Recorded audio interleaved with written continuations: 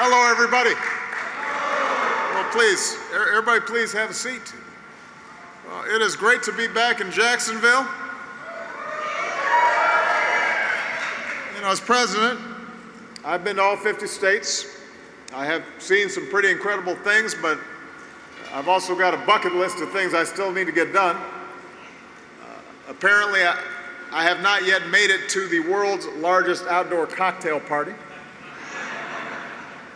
So there's some local things I got to check out at some point. That's the kind of thing you do once you are not president anymore. Hopefully I'll see you back. But it is great to be in Florida on a Friday afternoon. I want to thank Jaime not only for the introduction, but more importantly for your service to our nation. Thank you so much. Thank you.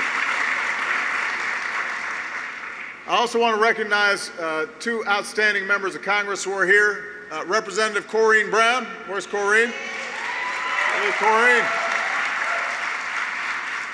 And Representative Patrick Murphy.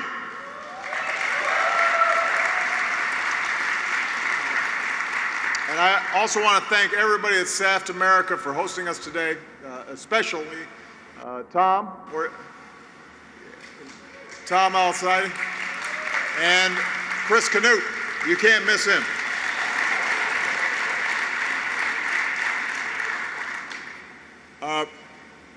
We're here to talk about the great things you guys are doing at this facility.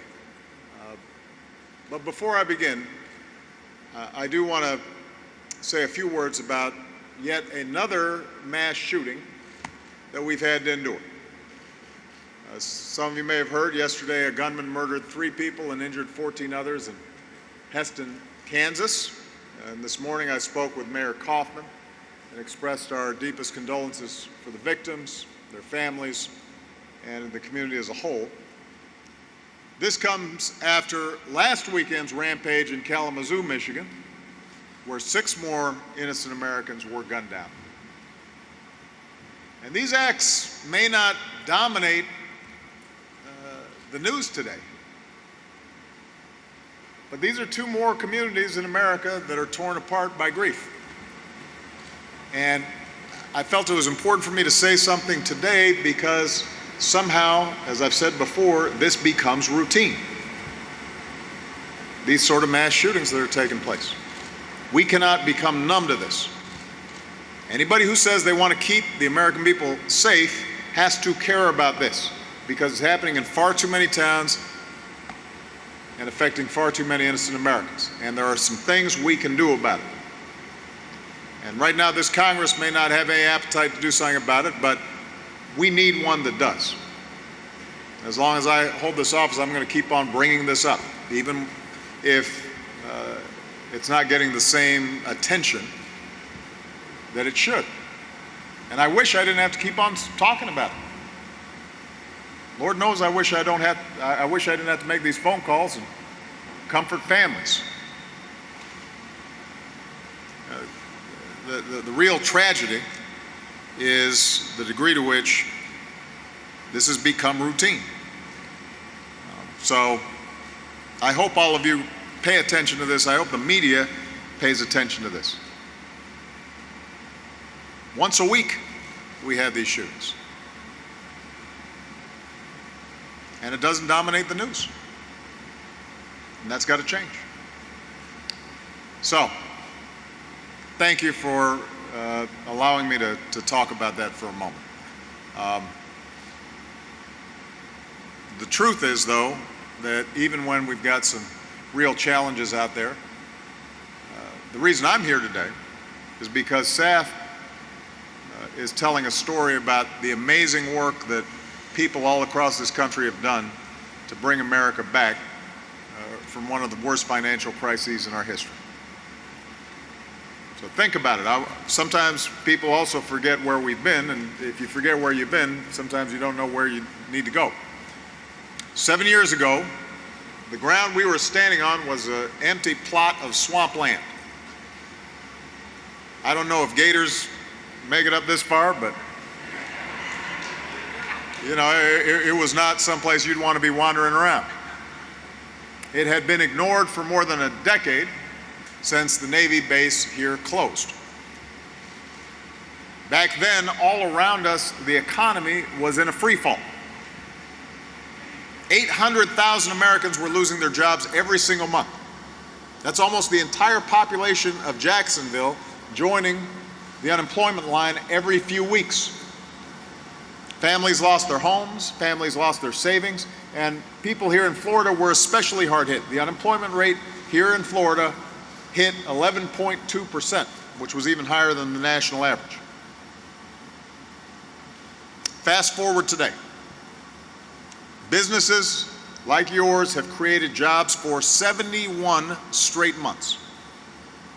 14 million new jobs overall. We've cut the unemployment rate by more than half. Nationally, the high was 10%, it's now down to 4.9%.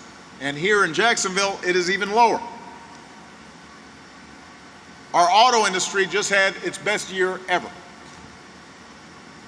We've created more than 900,000 new manufacturing jobs in the past 6 years. Meanwhile, our high school graduation rate is at an all-time high.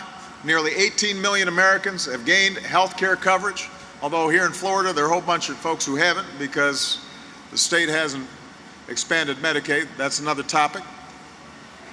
Businesses like Saft are leading a clean energy revolution that's creating jobs and making our planet safer and more secure at the same time. Now, you don't hear a lot about this from the folks who are on the campaign trail. They're spending all their time talking down America. I don't know when it became fashionable to do that, but I sure am proud of what I've seen Americans do over the course of these last 7 years since the crisis hit. And anybody who says we are not absolutely better off today than we were just 7 years ago, they're not leveling with you. They're not telling the truth. By almost every economic measure, we are significantly better off, and Florida is significantly better off. Jacksonville is a whole lot better off.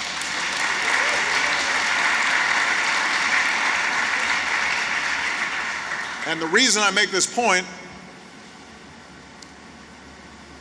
is none of this was an accident. It happened because of your hard work. It happened because of your resilience.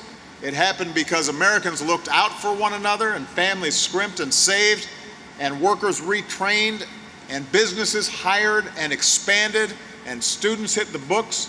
And it happened because early on, my administration put in place some pretty smart policies to rebuild our economy on a new foundation for growth and prosperity. And thanks to America's steady, persistent work, those policies are paying off in big, tangible ways. And we're not talking about it enough. And if we don't talk about why it is that things got better, then we may end up pursuing policies that will make things worse.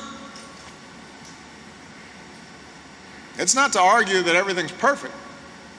There's still folks who are looking for work. There's still problems in terms of people getting higher wages, being able to save for college, being able to retire.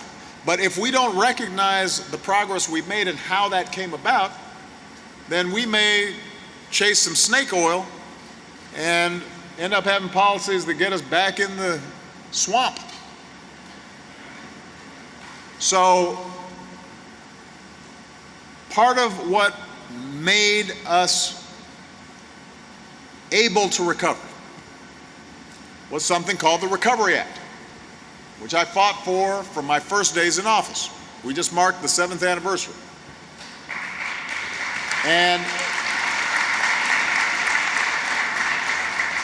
that recovery plan was a success. At the time, there were a bunch of folks who said, "What? It's not working, it's not happening," because it didn't happen overnight.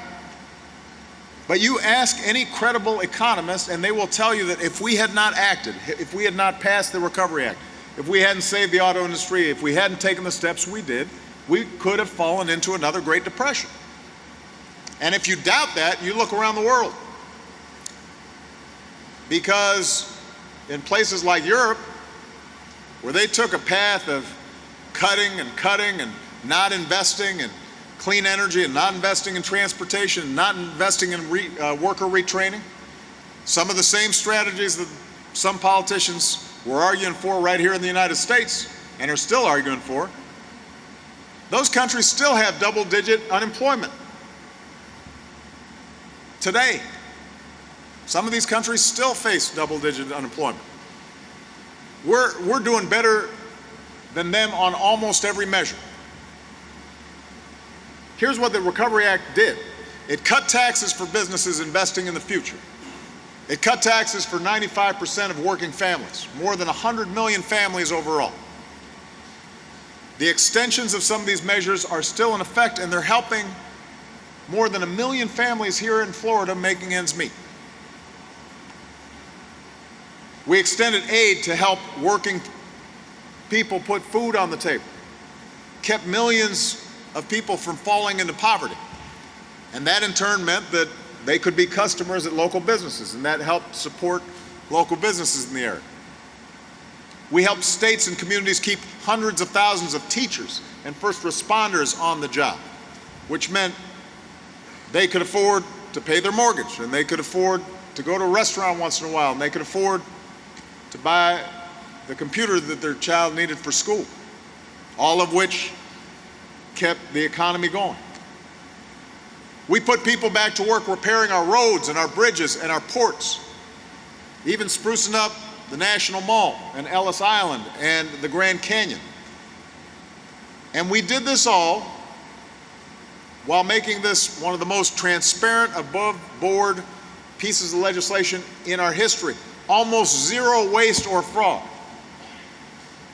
I put Joe Biden in charge, and we call him the sheriff. He wasn't putting up with any nonsense. We also aimed higher than just preventing another Great Depression. We wanted to build a new foundation for a stronger, smarter economy. We wanted to build a future where prosperity wasn't fueled by reckless speculation on Wall Street and excessive consumer debt and pursuing paper profits. We wanted a future that was solid, where prosperity is built and shared by a skilled, productive workforce. A prosperity that rests on sound investments that spread opportunity at home and help America lead the world in technology and innovation and the discoveries that help shape the 21st century. And so I came here to Saft to show what it means to invest in the future. The future is built by the workers here at Saft and in companies like it all across the country.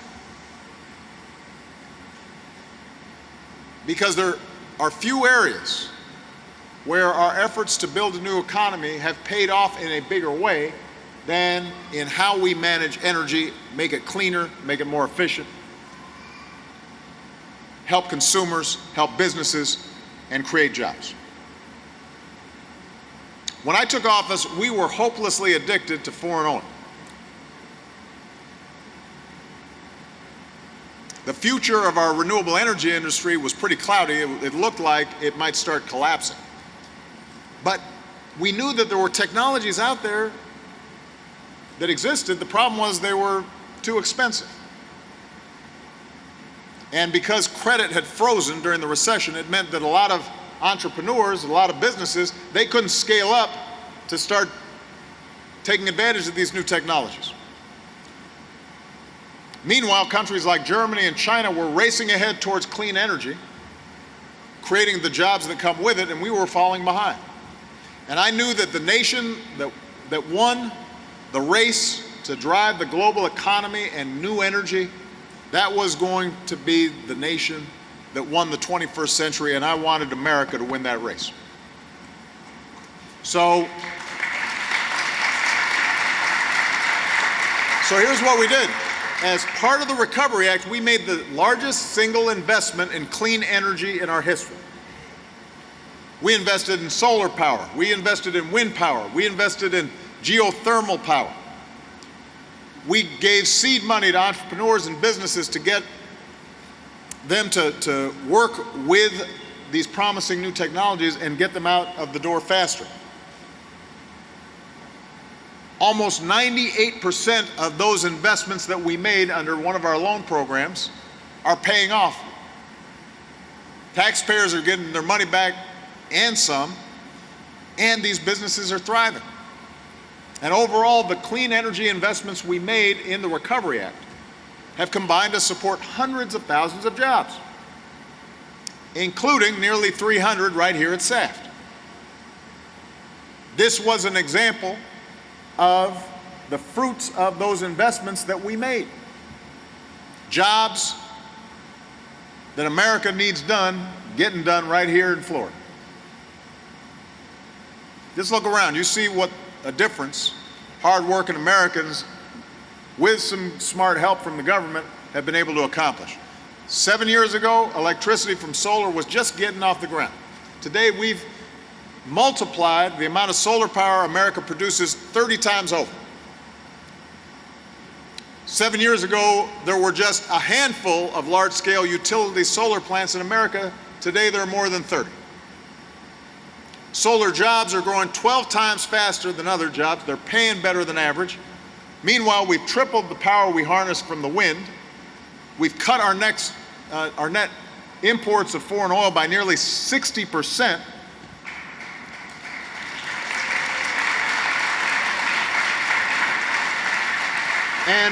And all of you have helped us do this.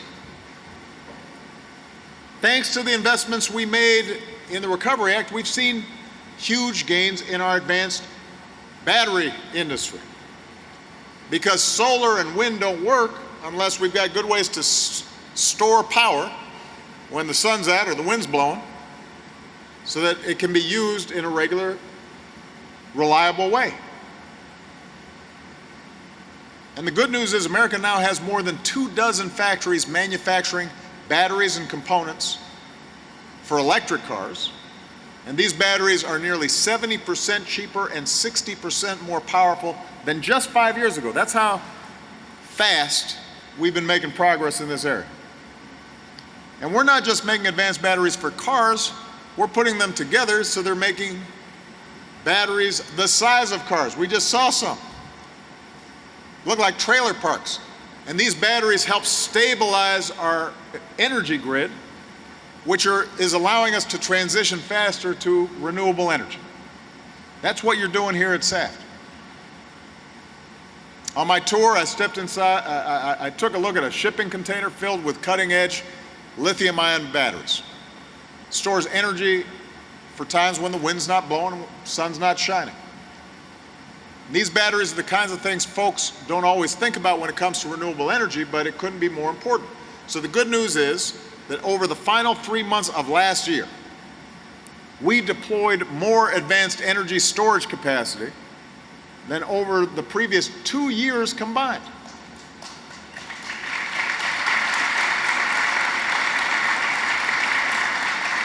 And that's what we should be investing in. Clean energy is about owning the kind of innovation where America's always been the leader. Clean energy is about unleashing the potential of all these new technologies, because we can figure some stuff out just about better than anybody else.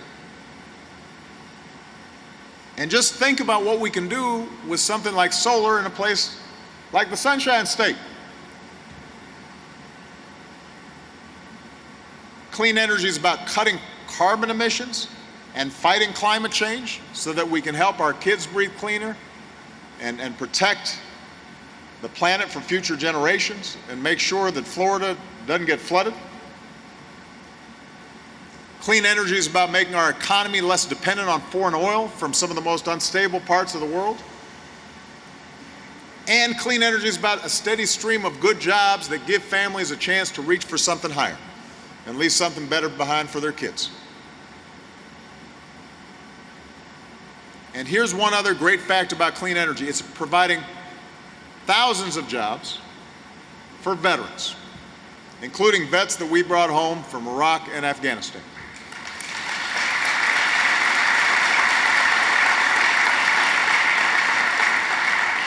I've often said to CEOs across the country, if you want a job done right, hire a vet. And that's why, working with them, we've been able to see the solar industry commit to hiring 50,000 more vets in the coming years. This has been part of Michelle's and Jill Biden's Joining Forces program. So here at Saft, more than 1/3 of your employees are veterans. In fact, if you're a veteran, please stand up so we can thank you for your service.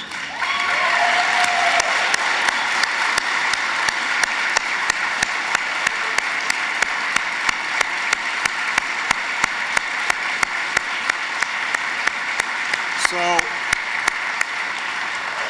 companies like this are powered by veterans like Jaime. Jaime's got 5 kids, grew up in Puerto Rico, lived in Atlantic City, served in the military for 26 years. For the last 4 years, he's been a team leader at the company that's building our energy future. And he's seen a lot, but the one thing he's learned is that, and I'm quoting him now, there's always so much that changes very fast, but so much possibility. And that's what Saft is about. That's what this recovery's been about. Things are changing fast, and that's scary sometimes. It means that you got to constantly retrain for the jobs of the future. It means that the economy is interconnected, and what happens on the other side of the world will affect us because you may be selling some batteries over there. Sometimes it's disorienting, but there's so much possibility. And that's the story of these last 7 years. So much has changed fast, but there's one country on earth that sees possibility where others see peril. There's one country on earth that has the power to make change work for us and not against us, and that's the United States of America, as long as we're not scared of it. We always adapt to change. We always figure it out. Because we're a nation of innovators and risk takers, we make change work for us. So we turned recession into recovery faster than almost any other country. We took an empty swamp, turned it into an engine of innovation. And we knew that it's going to take more than 1 year or even one president to get to where we need to go, but we can see real, tangible evidence of what a new economy looks like. It looks like this facility right here. It's an economy. It's an economy that's brimming with new industry and commerce and new energy and new technologies and highly skilled, higher wage workers. It's an economy that is producing for the United States and US markets, but is also selling stuff overseas because we make it better than anybody else because we got the best workers and the best innovators and the best scientists than anybody else. The future is ours. But to finish the job requires steady, persistent effort. We can't grow complacent. We can't chase false promises. We got to be smart. We got to work together. But I've never been more optimistic than I am now that we will get to where we need to go because I've seen what you can do. And if we keep working together, everything is possible. And our best days are just ahead. So thank you, Jacksonville. Thank you, Saft. Thank you, veterans. God bless you. God bless the United States of America. Thank you.